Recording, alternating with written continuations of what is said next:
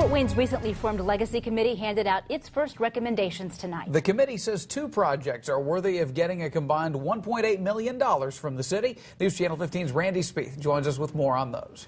The committee's decision means these projects will get recommended to City Council. One calls for $1 million to help Parkview Health develop education and create jobs. The other, $800,000 to fund youth baseball.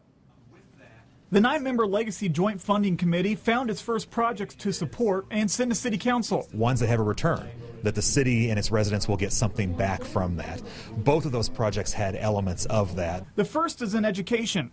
Parkview is teaming up with Trine University and Huntington University to train students in physical and occupational therapy at its Randalia campus. It's hard to get into some healthcare programs because your class size has to be limited in order to have that good experience. Parkview and the 2 universities invested a combined $3.8 million to build the Life Science Education and Research Center. I think it made it more feasible for the universities to develop these programs because they're sharing space, they're collaborating, so they don't have to duplicate the infrastructure. Parkview's project was approved unanimously.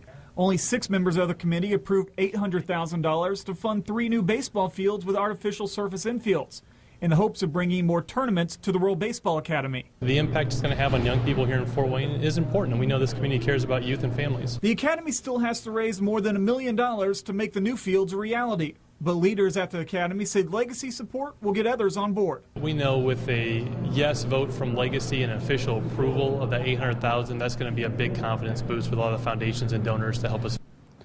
The chair of the Legacy Committee says he's not sure when these recommendations will make their way to council, and it may be a while before other projects get approval from the committee. 10 projects had their initial proposals looked at, but none scored higher than a 1.8 on a 5.0 scale.